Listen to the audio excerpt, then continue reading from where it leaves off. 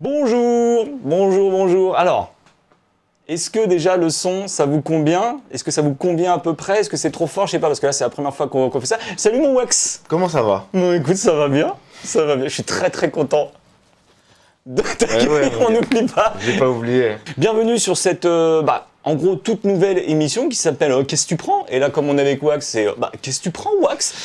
De l'eau. Voilà, c'est de l'eau. Alors, c'est vrai qu'à la base, c'était genre qu'est-ce que tu prends en petite boisson? On va éviter les gros alcools, mais bon, il y avait des sodas, de l'eau pétillante, etc. Mais comme on a convenu de faire cette émission assez rapidement, j'ai pas eu le temps de me renseigner auprès de mon cher premier invité pour aller faire des courses.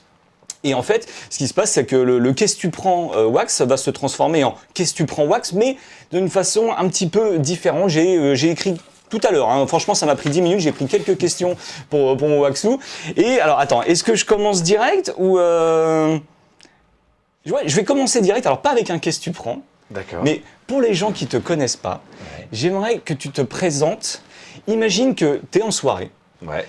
tu as un mec qui vient te voir, que tu sens que c'est pas trop le gars avec qui tu vas créer une affinité de dingue.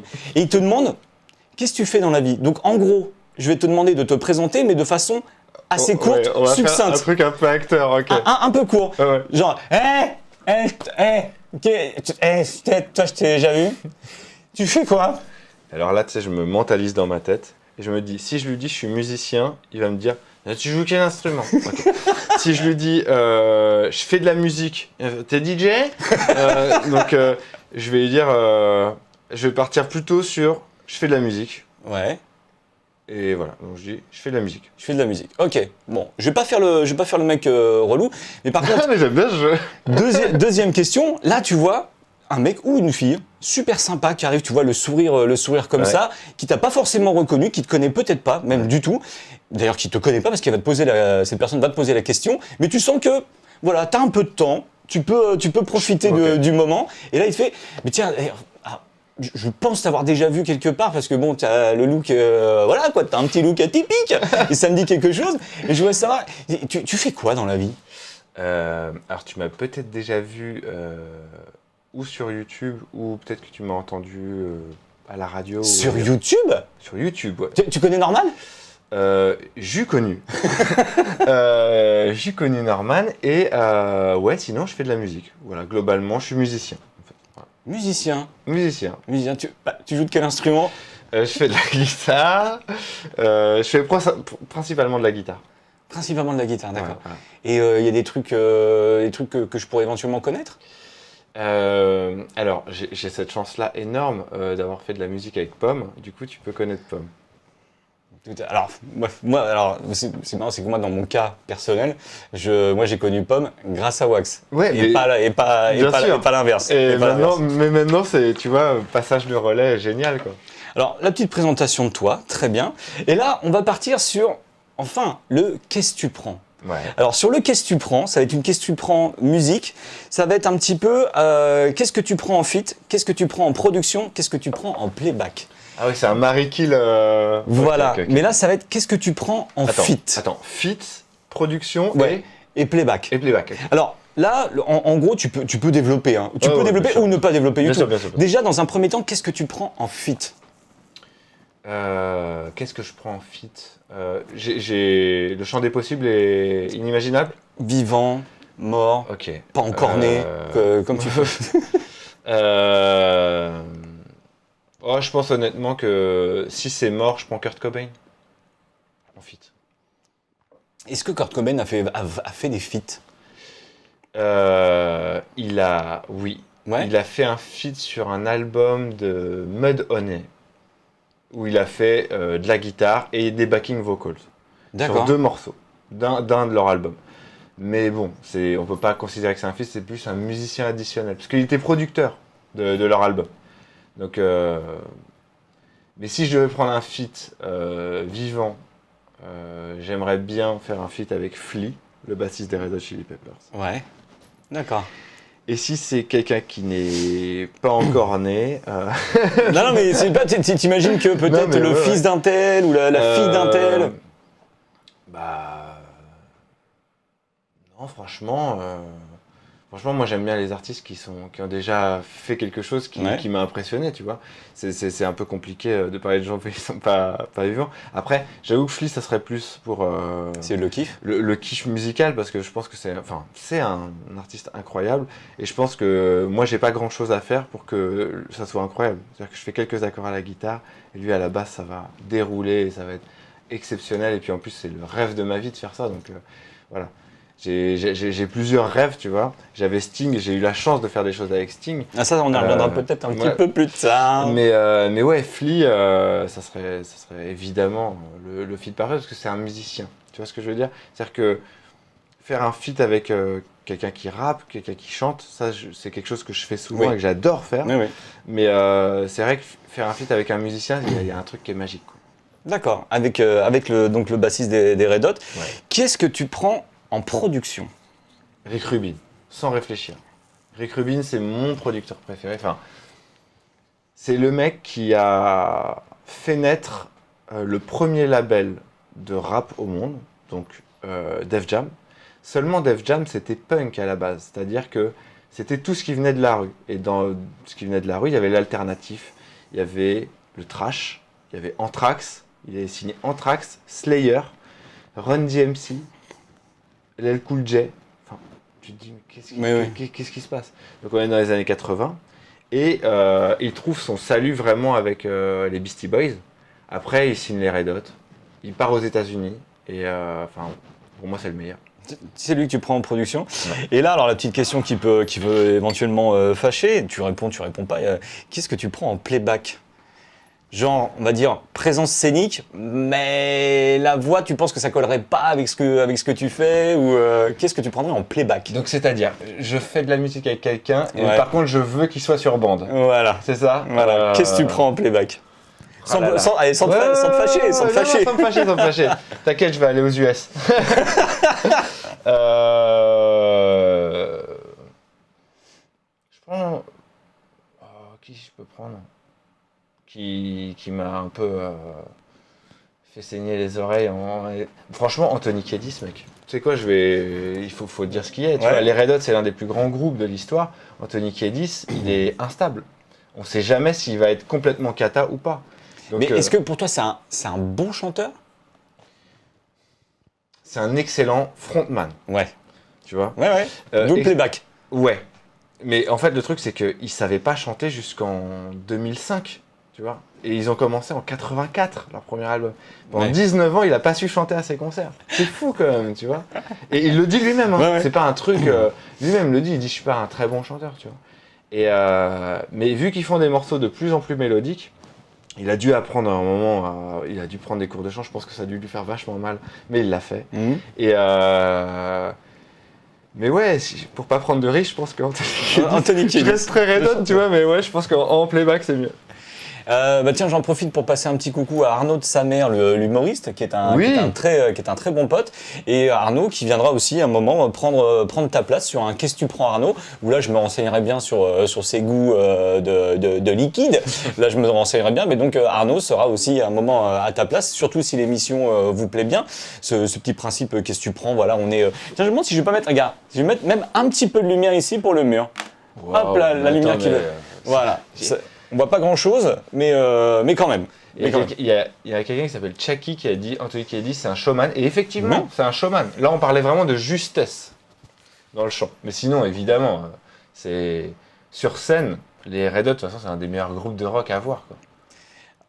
On en reparlera. On en parlera. Non, mais ça tombe bien parce que c'est-à-dire que tu me fais toutes mes transitions, c'est nickel. Non, par contre, alors moi, c'est vraiment une question vraiment personnelle. Parce que moi, là, tu parlais tout à l'heure de Rick Rubin. Toi aussi, tu fais de la production. Ouais. Mais alors, c'est quoi, quand tu es dans la musique, de faire de la production? Ah, alors, c'est très très large. Ça va de prendre un artiste qui ne sait pas du tout ce qu'il veut faire, qui a une bonne voix, mais qui ne sait pas exactement quoi en faire. Donc, tu peux ou l'entourer de compositeurs et tout faire avec lui. Alors là, c'est vraiment une grosse production. Ou ça peut être quelqu'un qui a déjà tous ses morceaux, mais qui ne sait pas quoi en faire, qui a sa voix, qui a tout. Ou ça peut être quelqu'un qui a tout. Les morceaux, les arrangements. et qui arrive chez toi, qui te dit voilà, je sais pas comment, j'ai besoin d'une deuxième écoute, d'un deuxième regard, j'ai besoin qu'on refasse les choses ensemble. Donc, à la base, la production, c'est accueillir un artiste et refaire les morceaux avec lui dans ton studio. C'est les faire c'est que les morceaux sortent de ton studio, c'est de la production. D'accord, parce que moi, pour moi, production, il y a une notion d'argent. C'est toi qui avance de l'argent parce que tu crois au projet. Et ouais. Alors, il y a deux sortes de production. Il y a la production exécutive et la production artistique. D'accord. La Okay. production, en général, financière, elle est gérée par une maison de disques ou par ça peut être un distributeur, ça peut être un label qui arrive et qui dit voilà, moi, je crois en cet artiste, je vais mettre X euros sur le truc. Et par contre, la matière, je sais pas la faire. Et donc là, tu passes par quelqu'un comme moi, par exemple. C'est quoi le dernier album que tu as produit? Le dernier album que j'ai produit, il va sortir. Oh il va sortir à la fin de l'année et c'est un projet qui s'appelle... je dis en exclusivité. Oh bah moi je prends. C'est un projet qui s'appelle Lithium, où j'ai invité la fine fleur du rap français à venir rapper sur des grosses guitares. En gros. Donc ça sort sous le nom Wax? Non, Lithium. Lithium. Ouais. On voulait, parce qu'on l'a fait avec Sticall, avec qui je fais fanzine, oui. On a fait cet album ensemble, mais on s'est dit, est-ce qu'on trouverait un nom de groupe ou plutôt un nom de projet? Et c'est entre un nom de groupe et un nom de projet, parce que voilà, la batterie lithium, c'est beaucoup d'énergie. Ouais. Oh là là, c'est limite. C'est de la poésie technologique, je trouve. C'est un petit peu ça. Ouais, c'est un peu ça. C'est un peu ça. et donc du coup, voilà, le truc sortirait à la fin de l'année. Et donc là, on est vraiment dessus. Fin de l'année du calendrier. Ouais, on serait vers octobre. D'accord. Un truc comme ça. Ok. Fin d'année, dernier semestre. Et là, on nous demande est-ce que le lithium, c'est pas aussi un petit hommage à Nirvana? Évidemment. Nirvana dans mon cœur à vie. Alors, non, mais ça c'est excellent. Quand tu dis la fine fleur, donc est-ce que déjà tout est arrêté? Non, en fait, je me laisse toujours, quand on fait un album, 2 pistes sur lesquelles je me dis, ça peut arriver à la toute fin. Il y a eu plein d'albums comme ça, tu vois, par exemple Blur, ils avaient leur album fini, il était quasiment en stage de pressage, ce qu'on appelle l'étape de pressage, et il y a un DA qui a dit, il manque un single. Et eux, en fait, ils ont dit, on va aller faire en sorte qu'ils aillent se faire foutre, on va leur faire leur single, et donc ils ont fait Song 2. Ça a plutôt bien marché. Mais quel morceau que tout le monde connaît de Blur. Les gens connaissent plus le morceau que le groupe. Tu vois. Clairement. Et à la base, ils ont fait ça pour dire allez vous faire foutre à la maison de disques.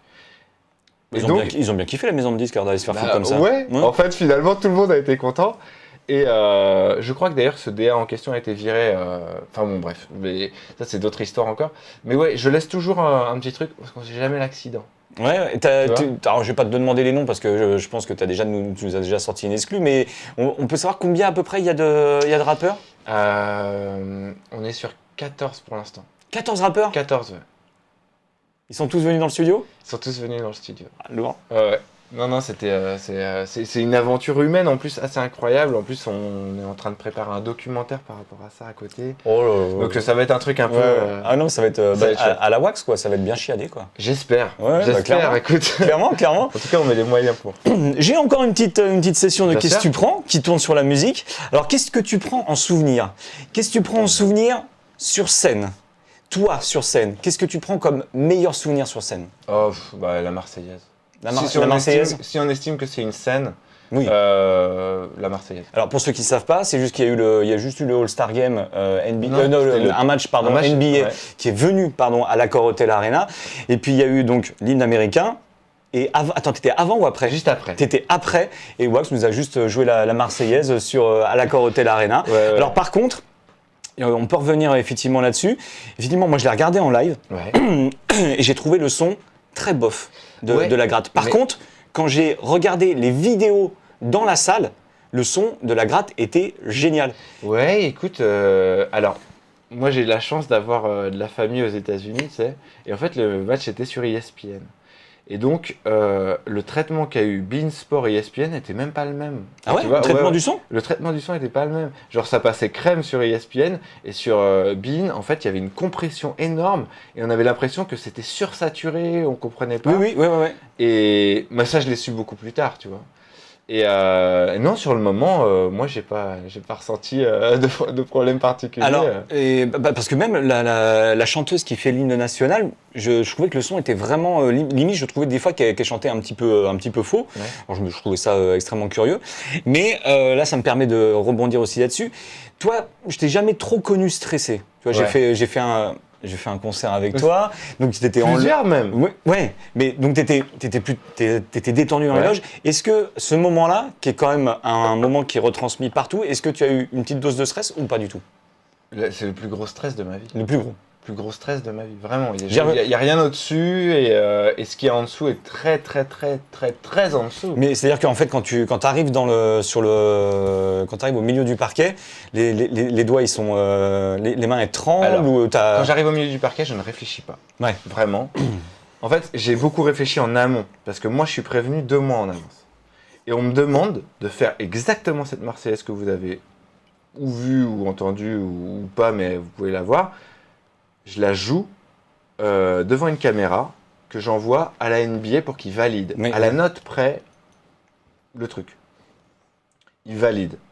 Parce que c'est eux qui font la demande, mais derrière, ils veulent être sûrs que... J'ai déjà ça, c'est travaillé pas avec, fait. Ouais, tu sais, avec NBA. tu sais comment ça se passe, c'est Oui. très très charté. Quoi. Et donc, moi, il n'y a pas de surprise en fait. Quand j'arrive le jour J, je vois que tout est en place, etc. Tu vois, c'est très très pro. Et par contre, au fur et à mesure, j'apprends des choses. J'apprends que Jordan sera là. J'apprends que Karim Abdul-Jabbar sera là. J'apprends que le PSG sera là, au premier rang. J'apprends des choses comme ça, tu vois. Et en fait, je me rends pas compte à quel point les gens que j'aime, qui aiment la NBA, vont regarder aussi. Et des gens qui savent pas que je vais faire ça, tu vois. Et en fait, la frousse, elle monte au fur et à mesure. Et surtout, moi, j'ai cette image de Fergie, de Black Eyed Peas, qui foire son hymne et a été raillé. Et je me suis dit, j'ai quand même accepté de faire un truc qui, ça se trouve, va enterrer ma carrière. Parce que si je me sens pas bien, si je le fais mal, Ah, c'est une grosse prise de risque. Hein. ouais, tu vois, en fait, je deviendrai parano et je me dirais qu'à chaque fois que je parle de ça avec quelqu'un, il se dira, ouais, putain, je me rappelle du jour où ce mec-là a foiré la Marseillaise. Ouais. Tu vois. Et donc l'enjeu, il est énorme. Et juste avant que je le fasse, et ça, dans la petite vidéo, on le voit vite fait que j'avais fait sur YouTube, tu vois Nico Batum qui vient et qui me fait un petit mot dans l'oreille. Et on peut penser qu'il me dit un truc genre bonne chance frérot et tout. Alors, il y avait un bonne chance frérot, mais il m'a dit le patron te regarde. Et en fait, il me montre, et il y a Michael Jordan qui est comme ça. Voilà. Sur ça. Et donc, et 10 secondes après, ils disent Wax va vous faire l'hymne national. Et tu vois, ça peut paraître bête, mais le fait que mon père soit arrivé en France sans parler français, en étant fan de basket et en ayant plein de rêves dans la tête, et que son fils va jouer la Marseillaise pour le premier match de NBA en France, ça m'a donné une force. J'ai repensé à ça C'est ça. juste avant de jouer. Et en fait, moi j'ai fait, je pense, la meilleure Marseillaise que je pouvais faire. C'est-à-dire que c'était exactement ce que je voulais faire. D'accord. C'est-à-dire rendre hommage Ah oui, donc t'as à même Jimi pas- Hendrix Ouais. comme lui avait fait l'hymne américain à Woodstock, qui est un truc un petit peu aussi... En fait, j'ai été surpris parce que moi je la faisais plus rapidement. Et en fait, les gens ont chanté. Et donc j'ai dû la faire avec les gens. Ah, Et trop donc bien. en fait, on a été 25 001 à faire la Marseillaise ce jour-là, tu vois. C'était incroyable. Moi, j'ai terminé le truc, je me suis dit, oh, mais tu sais, vraiment, je peux être en vacances 2 mois maintenant, Ouais. c'est bon. Ouais, j'ai jamais eu ça de ma vie. Non mais parce que ouais, c'est vrai que moi je te dis quand je l'ai écouté, j'ai fait la gratte, je fais mais déjà alors je reconnaissais un peu je connais un peu ton son de guitare et là je le reconnaissais pas. Ouais. Et je me suis dit putain, soit il est parti dans un truc, soit on lui a dit de faire exactement ce son-là et j'avais trouvé ça en direct, j'avais trouvé ça vraiment bizarre et c'est voilà, après j'ai été rassuré, c'est quand j'ai vu les images Ouais. filmées au Ouais. téléphone dans la salle, j'ai fait voilà, là je reconnais, là il y a pas ce son un petit peu bizarre, un petit peu Ah ouais. limite Non, sec. je pense que franchement, si j'avais eu un problème de son sur place, je me serais mortifié, tu l'aurais vu. Ouais. Tu aurais vu mon visage se décomposer et je pense que j'aurais fait 1 milliard de fausses notes, que j'aurais peut-être même laissé tomber mon médiateur. Enfin, tu sais, j'aurais été. Je me serais dit, Oui. voilà, ma vie est ruinée, tu vois. Ouais, bien sûr. Alors que là, le son était super, tout le monde t-shirt. À la fin, t'as Kyle Korver qui me prend dans les bras, qui me fait mec, t'as tué ça. Tu vois Tony Parker qui vient me voir, Jack Monclar. Enfin, tu sais, j'étais là genre. Pouah, j'ai tué ça, tu vois. Et après, effectivement, dans tous les cas, quand tu fais une prestation comme ça, t'as toujours des gens pour venir dire. T'as ruiné notre hymne, machin. Oui, ça, oui, c'est historique, c'est ça, toujours comme ça. Donc ça me pose normal. pas de problème. Par contre, il y a des gens qui m'ont dit, j'ai vraiment aimé, mais par contre, le son était vraiment pas ouf à la télé. C'est ça. Et bon, en fait, mais tu vois, ce qui est bizarre, c'est que ça a été retransmis aussi l'hymne sur M6 et sur TF1, et il n'y avait pas le problème de son. Ah, ça, j'ai pas vu ces images-là. Ils ont envoyé en fait les images de la journée pour qu'il y ait des reportages qui soient faits. Ouais. Genre, il y avait un reportage M6 qui s'appelait La NBA débarque à Paris, et il y avait la moitié de l'hymne, et le son était super, tu vois. Donc, je pense vraiment qu'il y a eu un problème de transmission sur le moment même, tu vois. Et ils ont récupéré le son genre ESPN, quoi, pour avoir un truc... Je sais pas comment la conversion s'est faite. En tout cas, il y a vraiment que sur Bein qu'il y a eu un problème, parce que sur tout le reste, il n'y a pas eu de problème. Et même leur bande, quand ils ont rediffusé le match, genre, je sais plus, genre 2 semaines après, ils ont rediffusé le match, le son était meilleur. Enfin, en tout cas, moi, j'étais très content de mon son dans mon salon. Non, mais parfait. Je vous remercie aussi à tous ceux qui soutiennent la chaîne, là, qui se somment. Mais comme voilà, on est en interview avec le Wax. Normalement, il y a pas les animes, mais je sais que le train de la hype là est lancé. Merci beaucoup. Alors, ça, c'était une question qui devait prendre à peu près 30 secondes. Ah, désolé. Ah, mais c'est génial! Au contraire, tu rigoles ou quoi? C'est génial! Donc là, après, on est sur qu'est-ce que tu prends? Donc là, c'est le meilleur souvenir sur scène. Mais là, qu'est-ce que tu prends comme meilleur souvenir en tant que public? Ah. Genre, soit un concert, soit une émission, soit. Mais là, t'es dans la fosse ou t'es en loge avec ta petite coupette. Non, on va.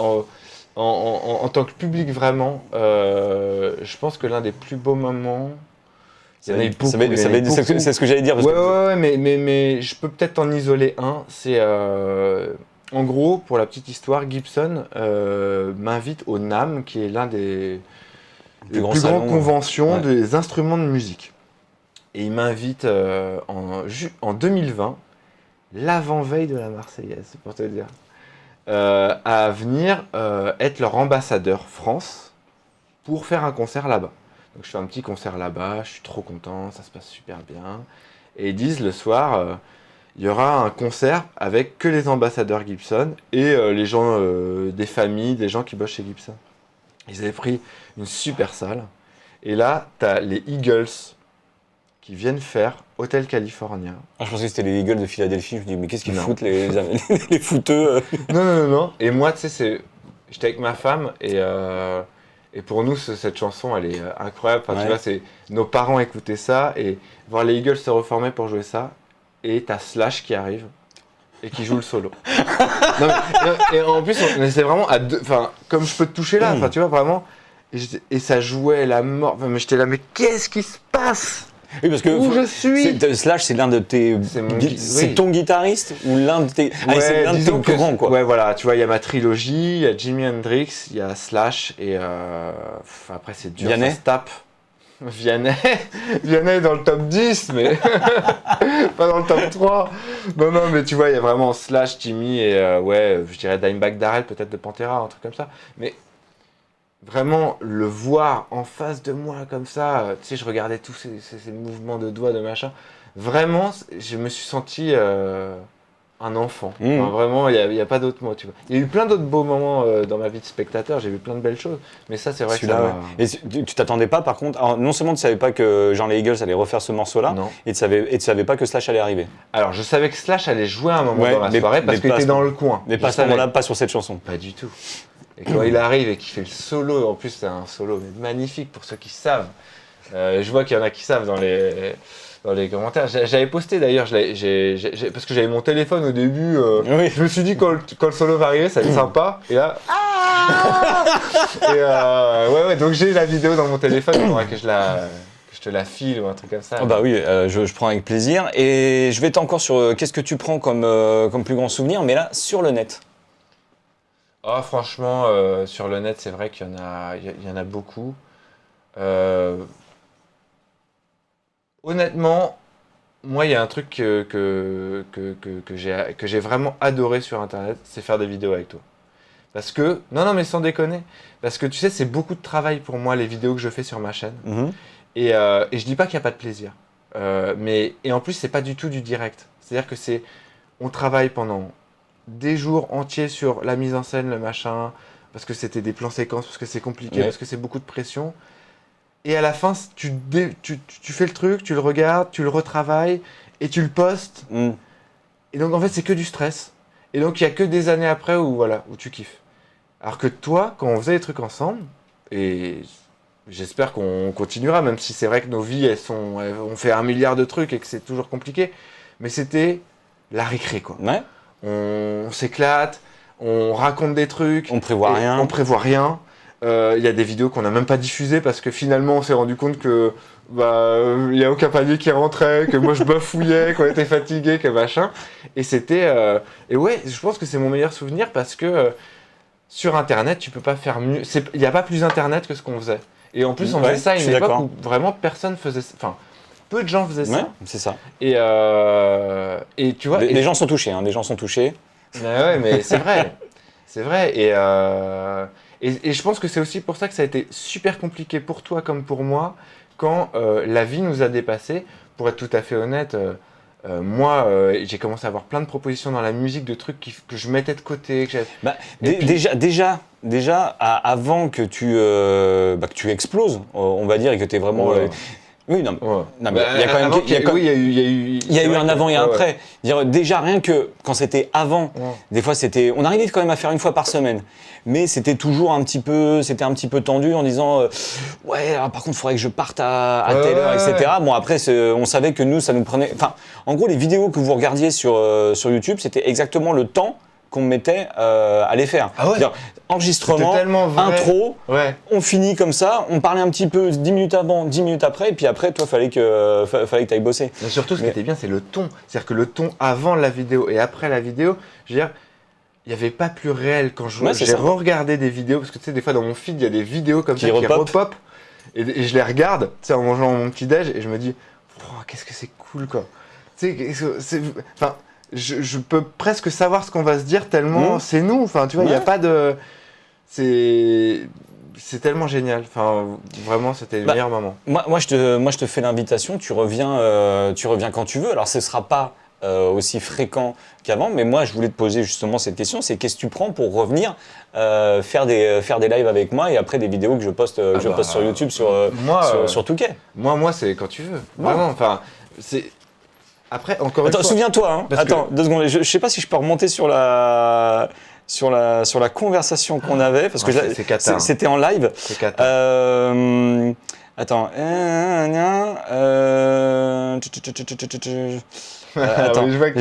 Attends, si jamais ça te dit de venir faire un live un de ces jours, n'hésite pas à me faire signe. Ok. On est le... Non, ça va, on était le 1er février. Je te dis, tu serais dispo quand? Tu me dis le 18. Ça va.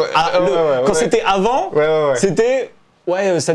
Alors, je te posais la question vendredi, tu me disais, ouais, mardi, je peux. Pour ma défense, j'étais à Florence quand je t'ai répondu. Oui. Pour 10 jours. Donc, déjà, les 10 prochains jours, c'était sûr que c'était pas possible.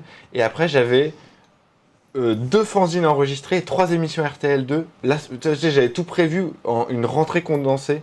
Et donc, c'est pour ça, là, je suis sorti de mon enfer. Hier, j'ai tourné mes 3 dernières émissions de RTL2 avant quelques semaines. Et donc, du coup, effectivement, c'était le seul jour où je pouvais. Et encore, aujourd'hui, c'était mon day off, où après 1 semaine à pas respirer, c'était le jour où je me reposais. Mais je me suis dit, non, ce jour-là, il faut qu'on se voit, il faut qu'on fasse le truc. Donc voilà, c'était juste un concours de circonstances. Ça sera moins long les prochaines fois. Ok. Non, mais moi, après, je vis beaucoup plus loin aussi maintenant. Oui, mais c'est vrai que t'es plus loin. Vrai que t'es plus loin. Mais je t'ai dit, si tu veux, moi, 1 fois par semaine, je t'envoie un texto en disant quand est-ce que tu veux passer. Carrément. On aura un setup. Si on peut même rester comme ça sur les chaises, ou sinon on prend deux chaises classiques, mais on peut rester sur un setup comme celui-ci et puis on joue et on fait ce qu'on sait faire. Tu sais, parce que je me suis dit un truc. Moi, je suis en train de me faire un petit studio. Tu sais, les gens ne connaissent pas ma vie et de toute façon je la raconte jamais, mais j'ai déménagé et j'ai un tout petit studio dans cet endroit où je vais vivre. Et j'ai mis que ma petite déco, mes petits maillots, mes petits trucs et tout. C'est mon cocon. Je me dis qu'on peut même se faire des trucs à distance. Oui, ça Enfin, je sais pas, techniquement, oui, non, j'y si, connais si. rien. J'avoue Si. que, Non, non, tu sais, oui. je suis un gros naze là-dessus. Mais je me dis que même, tu vois, il n'y a pas d'excuse maintenant. Enfin, on est passé par une époque Covid où tout le monde faisait des trucs. Moi, j'ai fait tellement de trucs à distance avec des gens que Oui, moi, j'aurais aimé voir, tu les vois. vidéos, je les ai vues. Ouais. T'es en dessous à la grade, Voilà, l'artiste est exactement. au-dessus. Voilà, ouais, c'est ça. ouais, ouais. Et donc, je me dis, on peut carrément se faire des trucs où je suis chez moi avec mon casque, avec ma petite install, et tu vois, et on peut. Enfin, je sais pas. Je me dis qu'il peut y avoir ce Oui, système-là. on peut faire ça aussi.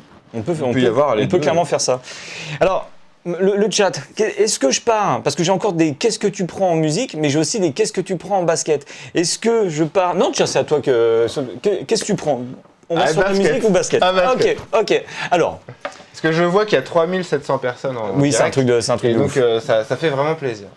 Donc alors, on est sur le basket. Alors, comme je te le disais juste avant, j'avoue que moi, ça va faire 2 ans, le basket, c'est presque de côté, quoi. D'accord. C'est presque de côté. On va y revenir ensemble. On va y revenir. Donc, je m'y intéresse plus trop depuis 2 ans. Et j'aurais envie de te dire, qu'est-ce que tu prends comme argument pour me redonner envie de regarder le basket et de me réintéresser à la NBA? Alors, il y en a 3. Moi, j'allais dire Ja Morant. Alors, Il en Ja fait partie. Morant, Il en fait c'était partie. mon 2. Ouais, c'était ton 2, ok. Mon 1, clairement, c'est la forme olympique des Chicago Bulls. C'est vrai. Alors, cette reformation d'équipe, elle fait vraiment. C'est une équipe qui te ferait kiffer. Vraiment. Je sais ce que t'aimes bien dans le basket. T'aimes quand c'est flashy, t'aimes quand ça joue en équipe, quand c'est bien coaché Oui. et quand ça défend un peu quand même et que ça Oui. fait pas semblant. Oui. C'est cette équipe-là. D'accord. C'est vraiment, tu peux pas mieux tomber quoi. Tu vois, moi, les Pistons sont derniers. Ouais. Donc vraiment, mais ça, c'est- ça serait un argument. Si t'étais fan de Détroit, je te dirais ouais, t'inquiète, il y a plein de trucs, tu vois. Papa, voilà. Donc pour moi, Ja Morant, évidemment, mais Ja Morant, c'est entre guillemets c'est un appât. Parce qu'il y en a plein des mecs Oui, comme Ja bien sûr. Morant dans la NBA actuelle. La Melo Ball est incroyable, il fait des actions folles. C'est une espèce de nouveau Magic un petit peu, tu vois. Après, on verra dans la longévité, etc. Il vient d'avoir son premier All-Star. Mais Luka Doncic est monstrueux toujours. Il a pas pris un peu dans le bon point, celui-là? En fait, le truc, c'est je pense qu'il a un physique un peu particulier Ouais. qui fait qu'on peut penser qu'il perd ou qu'il gagne. Tu vois, D'accord. après, je pense qu'il perd et qu'il gagne beaucoup. Oui. Mais par exemple, tu vois, actuellement, il n'est pas dans sa meilleure forme physique. Et hier soir, je crois qu'il a mis genre 49 points, 14 Ça va. rebonds, 13 passes. Ça va, même Ouais, si voilà. on a un peu de bidou. Ça va. Voilà. En Et, NBA, ouais. et il est monstrueux. Donc il y a ces joueurs monstrueux, il y a toute une nouvelle génération qui arrive, avec toute une ancienne génération qui commence à s'éteindre, entre guillemets, parce que LeBron est toujours au top. C'est assez attractif. Après, je t'avoue que moi, j'ai eu beaucoup de problèmes avec la NBA par rapport aux règles. C'est-à-dire que moi, la fin de shoot, tu mets quand même le bras et il est touché mais quoi, un bout de jambe du mec et ça y est, il y a faute. Ça, j'en pouvais plus. Et d'ailleurs, ils ont changé ces règles-là et maintenant, on gagne 10 à 15 minutes de temps de match, tu vois. Alors, au lieu de se coucher à 3 heures, tu te couches à 3 heures moins le quart, ce qui change pas grand-chose. Ouais. Mais c'est plus agréable à regarder, quoi. Et donc voilà, moi mes arguments, ça serait, là on est à mi-saison, tu sais que le pire est passé. Maintenant ça va commencer à devenir intéressant. Ouais, c'est vrai. Oui. Donc c'est le timing aussi, je pense. Ouais, est intéressant. l'après All-Star Game, ouais, c'est Ouais, sûr. voilà. Non, parce que moi, j'avoue que ce que je disais d'ailleurs sur le chat, c'est que j'en avais un petit peu ras le cul parce que je voyais que ça en highlights aussi. C'était les 3 points à 4-5 mètres derrière la ligne. Sincèrement, j'en pouvais plus de ce jeu-là où il fallait absolument défendre, passer le rond central, passer la moitié de terrain. Alors oui, c'est impressionnant de voir des mecs, des Lillard, des Curry, etc., des Paul George qui t'envoient des gros missiles, des Trae Young, etc. Mais il y a un moment, moi, ça m'a saoulé. Moi, ce que je voulais, c'était des gars, même s'ils le faisaient, bien sûr, hein, mais c'est des gars qui rentrent dedans, qui vont à la raquette, qui vont pas forcément chercher absolument le 3 points. Ouais. Et j'avoue qu'il y a eu des phases où j'en pouvais plus de voir des shoots à 18 mètres, quoi. J'en pouvais plus. Mais en fait, c'est vrai que la conséquence de ça, c'est le small ball. C'est que du coup, tu peux pas avoir un mec super grand, bavard, en plein milieu, qui est un peu immobile. il te faut que de la mobilité. Mmh. Donc les mecs sont plus petits, sont plus athlétiques. Et donc du coup, on joue sur un jeu qui est small ball. À un moment, c'était PJ Tucker, par exemple, jouait pivot. Le mec fait la taille de Jordan, quoi. C'est fou. Mmh. Mais je trouve qu'on revient de plus en plus à un basket, on va dire, académique, où on voit que le 5 est vraiment un 5. Bah là, tu vois, le top 3 des MVP cette année, c'est Jokic, Ça fait plaisir. Joel Embiid et Giannis Antetokounmpo. Que des mecs de plus de 2,10 qui ont de la barbaque et qui jouent intérieur, quoi.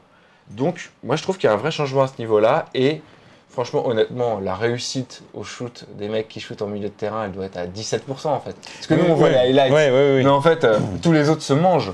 Tu vois. Et d'ailleurs, depuis qu'ils ont changé les règles et qu'il n'y a plus le truc, ils voient moins l'intérêt de ce genre de shoot. Il y a encore LeBron qui aime bien shooter de loin pour impressionner un peu les femmes. mais voilà, je trouve que ça va dans le bon sens. Voilà. On a été longtemps dans le gros spectacle, là ça commence à être un peu plus rugueux. Et ça fait plaisir. Ok, ouais, c'est effectivement, je pense que Alors moi, après, c'est pareil, c'est en termes d'horaire.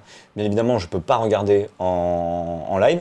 L'air de rien, le fait d'être plus streamer que youtubeur, enfin largement plus streamer que youtubeur, je passe... Enfin, ça me prend beaucoup plus de temps de streamer et puis il y a une régularité que de faire du YouTube. Ouais, il faut être... Nous, on pouvait shooter des vidéos avec une heure de retard, c'était pas grave. Ah non, ça c'était pas de problème. Ouais. C'est vrai que moi j'ai mes petits rendez-vous, c'est à partir soit 10h ou midi. Mais c'est vrai que déjà si je commence à 10h, on s'occupe de la petite famille avant, on les emmène à l'école, on prend la douche. J'ai pas le temps de... Et puis si c'est pour regarder des résumés de 3 minutes, tu ne te rends compte absolument de rien. Moi, me mater un match en entier, c'est quasiment impossible. Alors, deux choses. La première, c'est qu'on est plus de 4000. Non mais attends, maintenant que tu m'as montré ton truc là, ça me rend fou. Et de deux, ce que tu viens de décrire là comme vie, c'est une charge mentale incroyable. Donc je veux vraiment un record d'applaudissements dans les commentaires pour ça.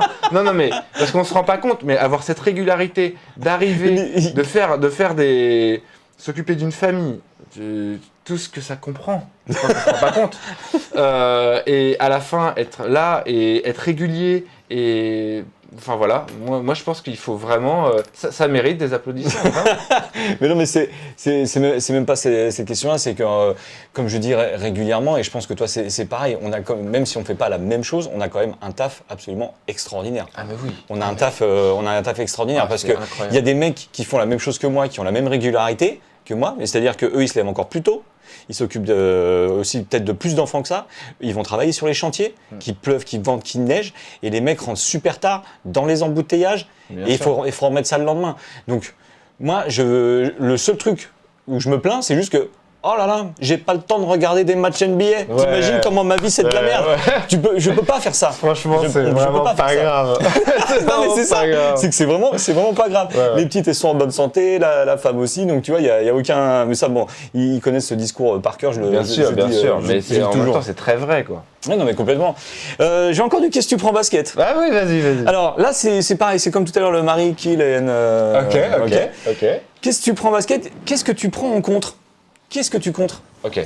Ensuite, c'est à qui tu fais la passe décisive. Et ensuite, qu'est-ce que tu posterises? Attends, c'est moi qui contre le mec? C'est toi qui contre le mec.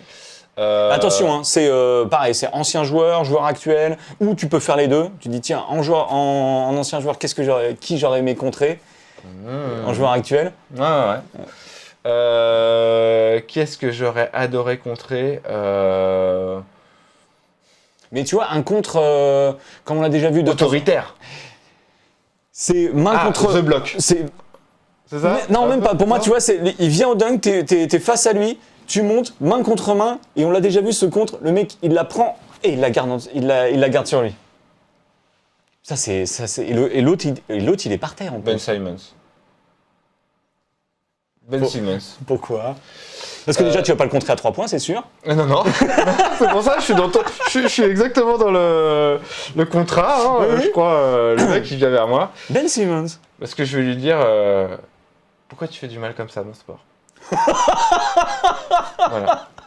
Si tu as un problème, si tu vas pas bien, si tu dis, moi, j'ai des problèmes psychologiques, ce qui est carrément entendable. Oui, bien sûr. Tu le dis J1 ou J2 ou même J10, tu n'utilises pas ça comme excuse 8 mois après, tu vois. J'ai jamais vu un mec faire ça. Il se fout de la gueule des gens. Je suis désolé, je sais pas si vous êtes d'accord ou pas, mais il a fait tellement de mal à la NBA. C'est dire que si on veut, on peut ne pas jouer parce que on est susceptible. Et ça, c'est... Ben, fais-toi trader, demande un truc, un machin. La meilleure réponse à ce genre de truc, et on l'a vu, tu vois, par exemple, Horace Grant ne s'entendait pas bien avec Michael Jordan. Il gagne des titres, il les retourne, tu vois. Et il continue, il continue à gagner. Pendant 3 ans, il ne pouvait pas se saquer, mais à l'époque, il y avait peut-être moins d'argent, peut-être qu'il était moins aisé, que je sais pas. Mais je pense quand même que s'il avait pu, il aurait eu un trade. Mais il y a un moment où qu'est-ce qui se passe là-dedans, quoi, tu vois. Et moi, je trouve qu'il a vraiment fait du mal. Parce qu'il y a des gens qui ne connaissaient pas le basket, qui m'en parlaient, qui me disaient, tu penses quoi de ce mec-là qui joue plus? Apparemment, il y a un mec qui joue plus. Je dis, mais qu'est-ce que tu veux que je te dise? Moi, j'ai pas envie qu'on entende parler du basket comme ça. Je comprends qu'ils s'entendent pas avec son front office, etc. Mais à ce moment-là, il faut être vocal. Il faut dire, je me sens pas bien. Là, vraiment, ça faisait gamin. En plus, je veux pas parler aux autres, je veux pas machin. Allez, je te contre. À qui tu fais la passe décisive? Qu'est-ce que tu prends pour faire la passe décisive?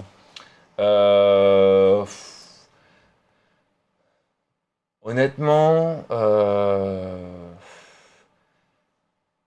allez, il en a bien besoin ces temps-ci, Evan Fournier.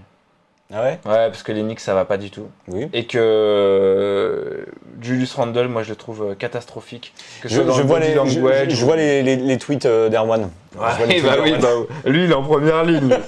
Et Evan, franchement, moi, je le regarde et il se bat. Et il se bat comme il s'est toujours battu. Comme il se bat au JO pour notre équipe. Comme il s'est battu pour Orlando pour aller les emmener avec cette petite équipe en play-off.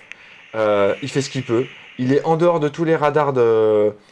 À chaque fois qu'on critique cette équipe, personne ne va jamais sur le plan Fournier.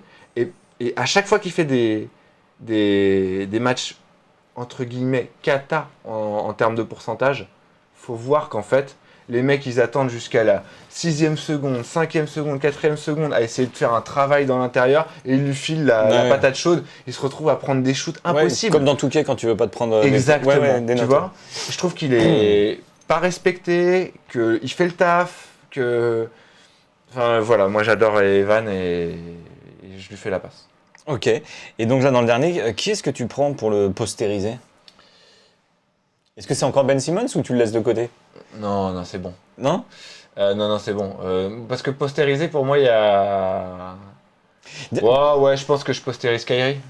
Ouais? Ouais. Ouais, mais alors justement toi, c'est vrai que les gens se demandaient mais pourquoi pas Kyrie, pourquoi pas tu vois Kyrie alors, etc. Ah, j'avais même pas vu, mais oui, c'est les deux. Pour toi, quel est le plus fort sur l'ascendant psychologique au basket pour toi, c'est de contrer un gars ou c'est de le mettre sur le poster? Pour moi, c'est de le contrer parce que c'est directement. Alors que le poster, on a toujours entendu cette excuse de ah ouais mais c'était pas mon joueur. Ouais, mais tout le monde s'efface. Tu sais, t'as une excuse collective. Le contre, c'est... Non. C'est toi, mon gars. Ah ouais. C'est toi qui as voulu faire le malin. Je vois ça. Ouais. Alors attends, sur le qu'est-ce que tu prends, j'ai envie de revenir un petit peu sur le qu'est-ce que tu prends musique. Ouais. Qu'est-ce que tu prends musique Attends, je regarde. Ah ouais. Vu que t'es producteur, qu'est-ce que tu prends dans l'histoire de la musique, qu'est-ce que tu prends comme album à retoucher? À retoucher, il y en a pas mal. Hein. Mais alors où tu te dis, s'il y avait eu ça, enfin en tout cas personnellement, ça aurait été la masterpiece. Ça va choquer les gens, mais je pense que je referais bien Dangerous de Michael Jackson. Parce que c'est donc post-Quincy Jones. Ouais. Quincy qui est un grand producteur, donc ça joue la mort. Et Dangerous, ça joue bien. C'est bien produit, il y a beaucoup d'argent dessus.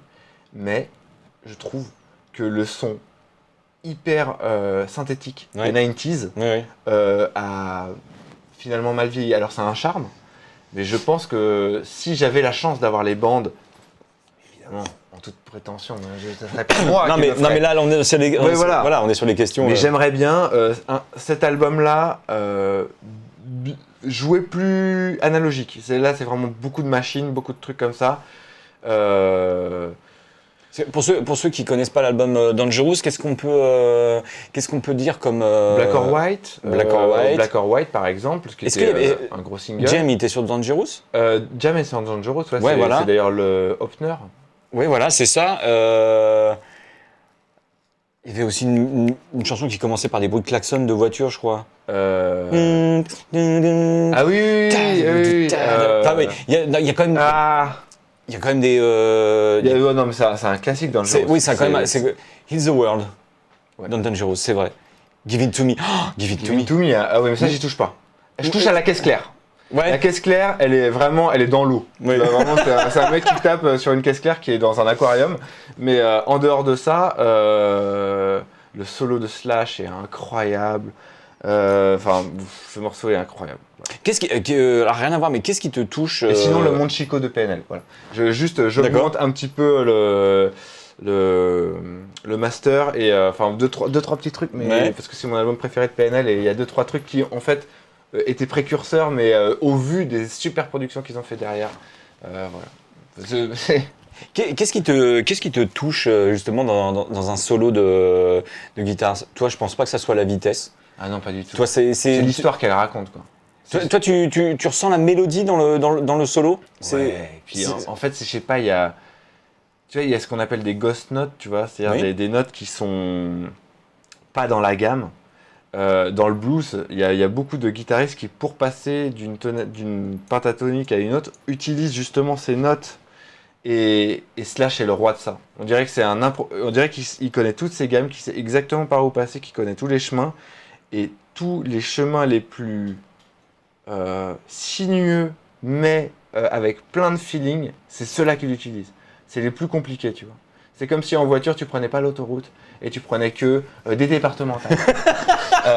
Donc c'est beaucoup plus joli. Pour faire Paris-Biarritz, mais que en département. Voilà, c'est ça. D'accord. Tu veux mettre 24 heures pour le faire, mais quel kiff. J'adore Et ben, l'analogie.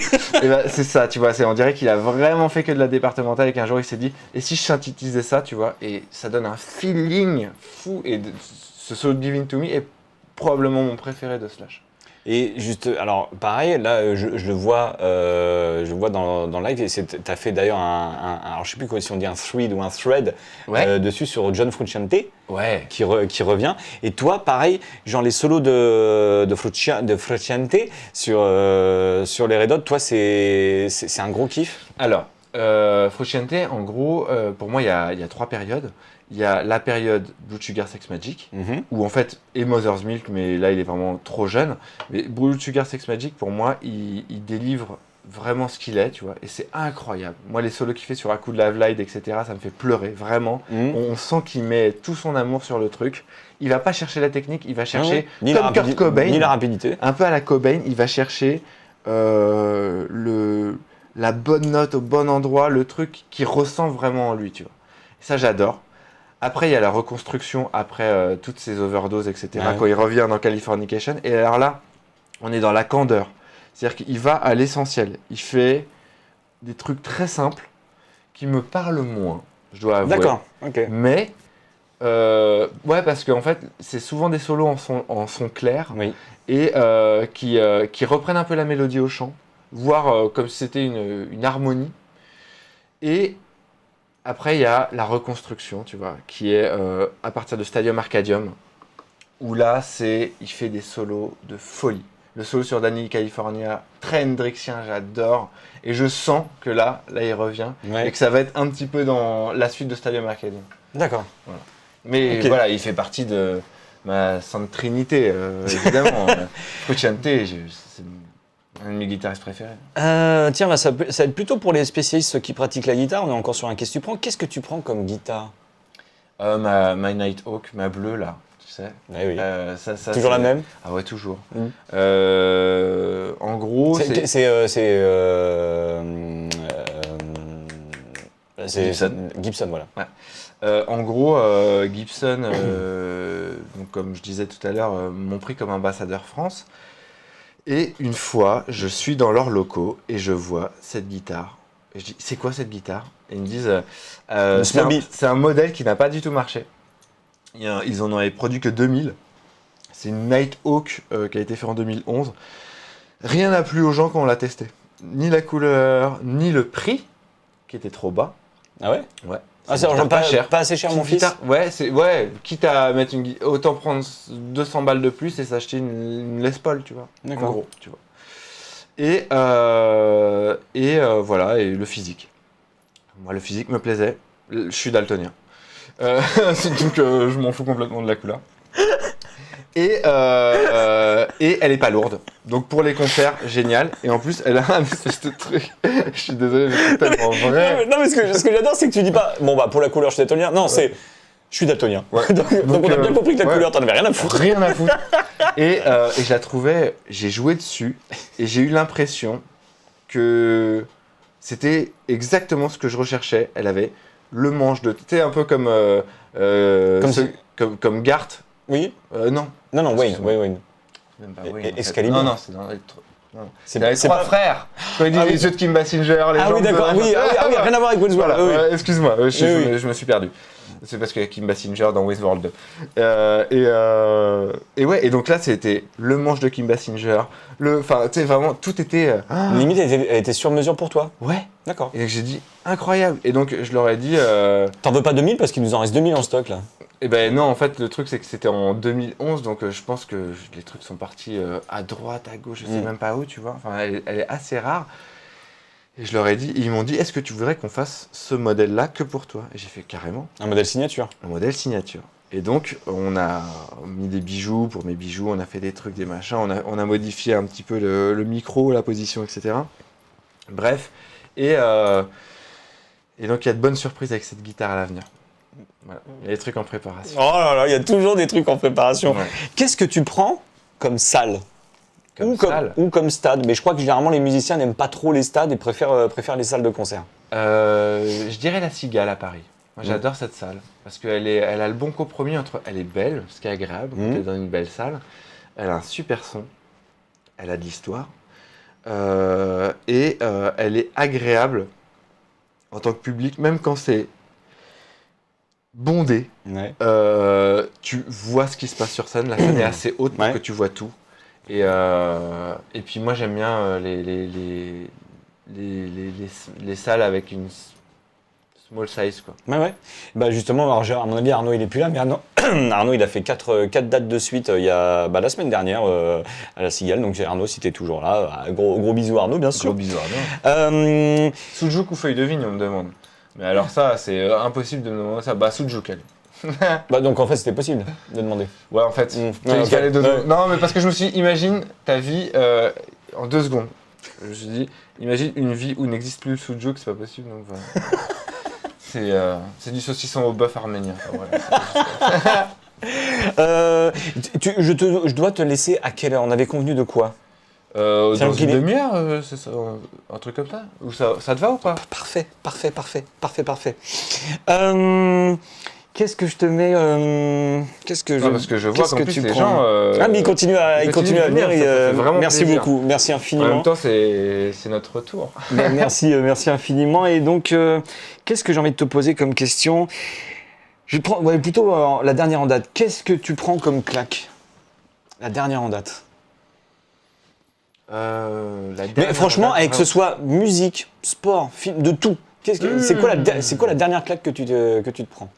Alors, la série Succession, pour ceux qui n'ont pas vu. Je connais pas. Incroyable série.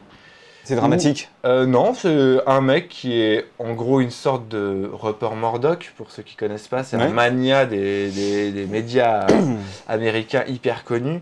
Donc c'est un peu comme c'était ce personnage-là, donc qui gère les médias aux États-Unis, qui a une famille horrible. Oui. Donc tu n'aimes personne dans cette série, vraiment. Tu détestes tout le monde et en fait tu veux savoir la suite quand même. Il y a un des personnages, c'est le frère de Macaulay Culkin. D'accord. Et qui joue dans aussi, je l'ai appris plus tard, dans Maman j'ai raté l'avion, c'est Fuller. Fuller, c'est le frère. De Macaulay Culkin. Celui qui pisse au lit et qui boit du Pepsi. C'est son vrai frère. C'est le vrai frère. C'est le vrai C'est frère. Fuller. Ouais, c'est Fuller. Et là, tu non. reconnais Fuller dans le truc. Tu fais, je l'ai déjà vu quelque part. Et en fait, non. Ce que Ouais. tu vois, c'est qu'en fait, il ressemble grave à Macaulay Culkin. D'accord. Mais pendant toute c'est la le série, frère. Ouais. Mais ils se ressemblent vraiment, les Macaulay Culkin et lui. Non, Et donc, ouais, je pense que ça, c'est ma claque série, audiovisuelle. Et sinon, il y a une chanteuse qui est incroyable, qui s'appelle Charlotte Cardin, avec qui j'ai fait déjà plusieurs émissions sur RTL2. Je l'ai invitée à Fanzine aussi. Et j'ai même fait d'autres trucs avec elle.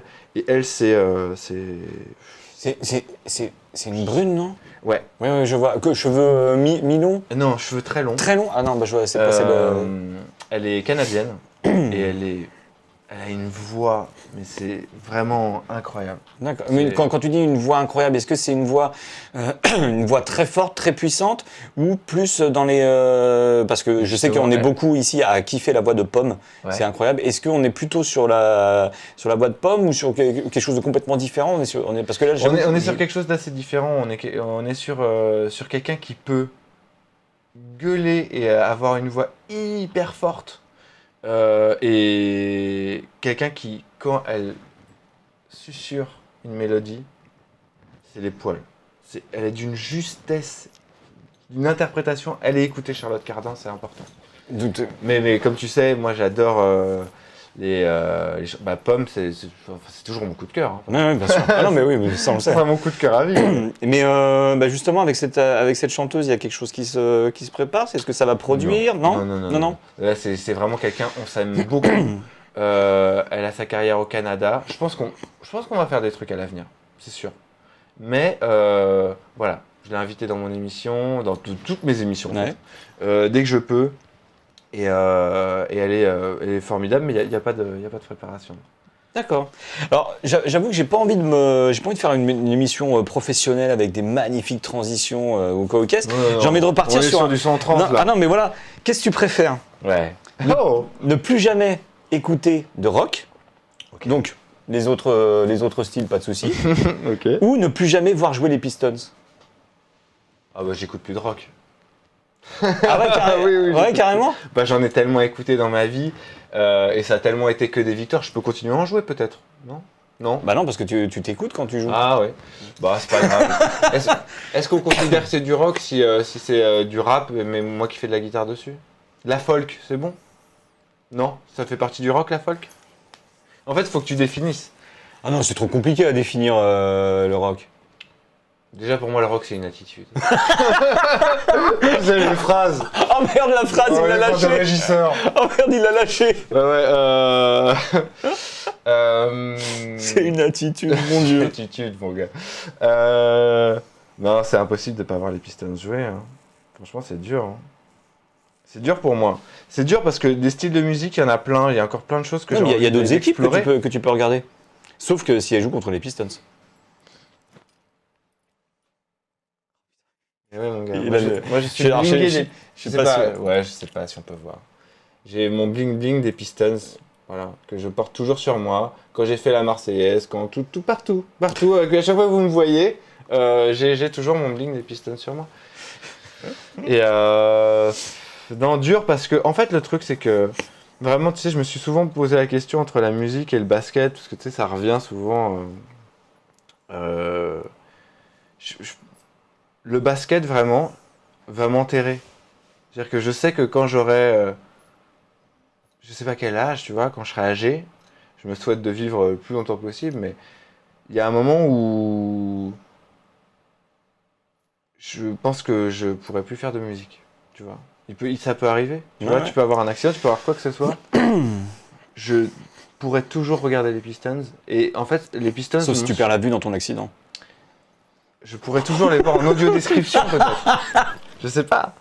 En tout cas, je voudrais les résultats des Pistons et je vibrerais toujours pour les Pistons. Et dans ma vie, que j'aille bien, que j'aille mal, il y a toujours eu les Pistons, tu vois. Même s'ils vont pas bien, c'est pas grave. Ouais. En fait, c'est tellement ma Madeleine de Proust aussi. Tu vois. Ah oui. Parce que moi, quand j'étais tout petit, je faisais pas de musique, mais par contre, j'aimais déjà les Pistons. Donc ça serait perdre vraiment un membre de ma famille, alors que le rock n'est qu'une partie de la musique et j'ai plein de choses à explorer. Ok. Donc, voilà. Tiens, bah là, pareil, une question pas. Putain, j'en ai fait un truc profond. Non, c'était génial, c'était génial, c'était génial. Tu as forcément vu le halftime show du Super Bowl. Qu'est-ce que tu gardes, qu'est-ce que tu enlèves du halftime show? Donc, je le rappelle, à Ok. mi-temps du Super Bowl, Mary J. Blige, Kendrick Lamar, la surprise, 50 cents. Bon, là, comme on disait, qui ressemblait plus à 3 dollars qu'à 50 cents. Il ressemblait plus à 2000 $. Dr. Dre, Snoop Dogg et Eminem. Qu'est-ce que tu gardes, qu'est-ce que tu enlèves? Franchement, je vais être super honnête avec toi. Je garde tout. Ouais, Ouais, je garde tout. même Mary J. Blige? Ah ouais. Ah, j'ai pas aimé. Ah ouais? Ah, j'ai pas aimé. Moi, j'ai adoré. Par contre, Kendrick Lamar, moi, peut-être que je dis une connerie, mais je trouve que il s'est pas trop exporté en France. Kendrick Lamar, comparé à tous les monstres qui l'entouraient.